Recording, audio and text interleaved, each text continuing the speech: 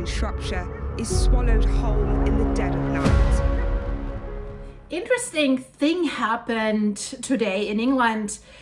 Is it a landslide? Some say it's a sinkhole. Some say it's just a breach, but the result is really, really stunning, like boats stuck in the mud, completely dry. So let's go with the sinkhole theory, but if you see the image, it's a little bit of both. Monday, today, in a canal in the English county of Shropshire, I don't know, guys, don't kill the messenger. It has trapped two boats in deep mud, and it has prompted emergency services to declare this a major incident. It could be an embankment collapse from what I see on this image, right? But it's probably a little bit a mix of both. Noise. I actually thought somebody was breaking into the boat, and then I heard a clattering. Paul was fast asleep, couldn't wake him up. I got out of bed and then stumbled as though I was drunk because the boat was actually listing about 45 degrees. It was like a disaster movie, wasn't it? It just, you could hear the volume of the water gushing. It was like the sheer power of it, the panic on people.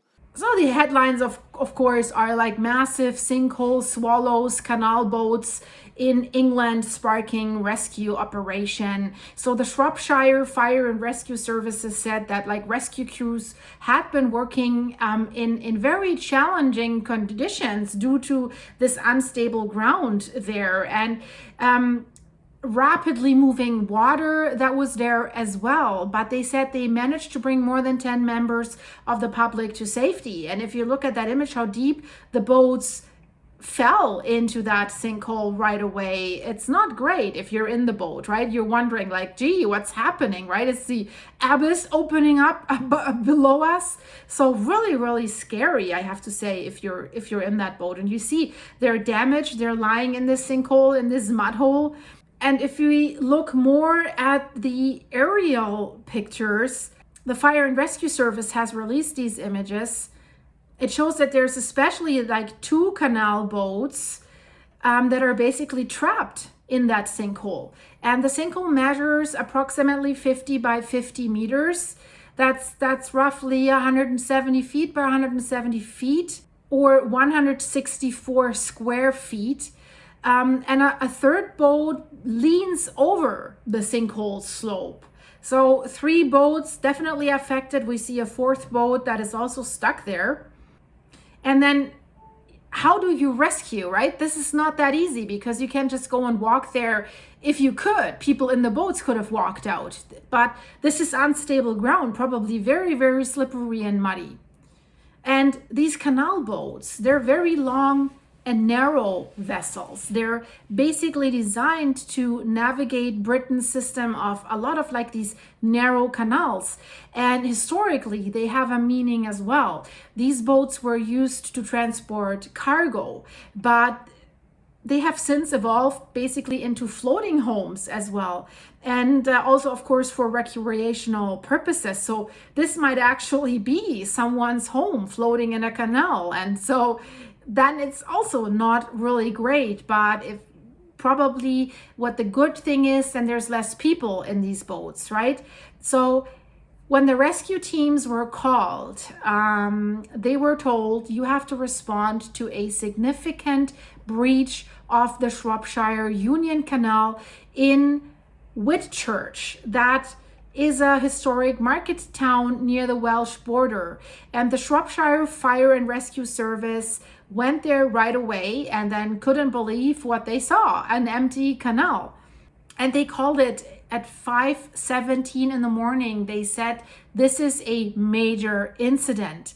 But after a while, when it got light and they could see more and they could get the people out, they declared the situation as stable, which is good. And you can also see that, of course, the canal created that lake-like water collection area next to the canal. Right now, they say no individuals are believed to be on board of the affected boats and no injuries have been reported. So this is really, really great. But the Shropshire Fire and Rescue Service said that it was very, very hard for the rescue crews to work in these challenging conditions. And they said it was the unstable ground, but it was also rapidly moving water, because this is a canal where if you have this breach, there's more water coming. We don't have any further information about the people that were rescued, but since nobody's injured, everything seems to be good. Rescue teams have, of course, asked the public to avoid the area while the teams are trying to deal with this incident. And the Canal and River Trust, that's the largest canal charity in the United Kingdom, has also given a statement. They say that they're carrying out initial investigations into the possible cause of the breach, and they will provide more details in due course. They said, quote, "Our teams are on site and have dammed off the affected section of the canal, and the priority is the safety of boaters and those in the immediate area." I'm wondering how they were able to stop the water flow. So do they have like dams or portals that they can close that no more water is coming where these boats are, right? They probably can, as these are all artificial canals. And now we actually do have a little bit of a better explanation by engineers that came to the scene and looked at it. They indeed said an embankment failure, and it's a little bit of a chain reaction. So the embankment failed, and with its collapse, it caused water to rush into a nearby field. That's why we see that artificial lake there. And then the canal bottom was falling away, leaving that trench or sinkhole. And then these narrow boats were basically sinking into the hole.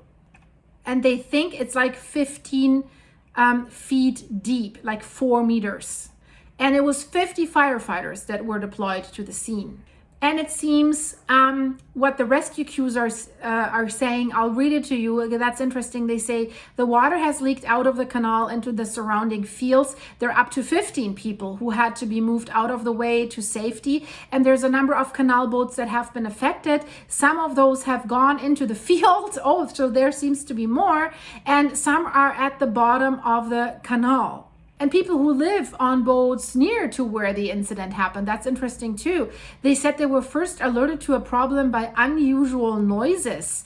With some in the area, they feared it was an earthquake, according to one report. So that must have been really, really loud or shaking. And they said the sounds became so bad that people knew that they had to flee their vessels. They still don't know. They said it's too early today to know why this embankment had become compromised. First is they have to recover the boats that are stuck in there. Then they have to examine the area, and then they have to rebuild it. And they have no idea how long this will take. And they said, and this is also like a quote, "It's absolutely insane. You wouldn't have thought this was a sinkhole. It looks like a bomb's gone off, but it's just this huge crater." And it's probably about 1 million gallons of water that have leaked out of the canal. Interesting is another boat owner that was not near that. She was moored, but she said 4:20 in the morning, I could feel that there was something amiss. There seemed to be a current coming from underneath the boat. And yes, you feel that if suddenly there's water flowing faster, if it's leaking out. And she said, and it was bubbling.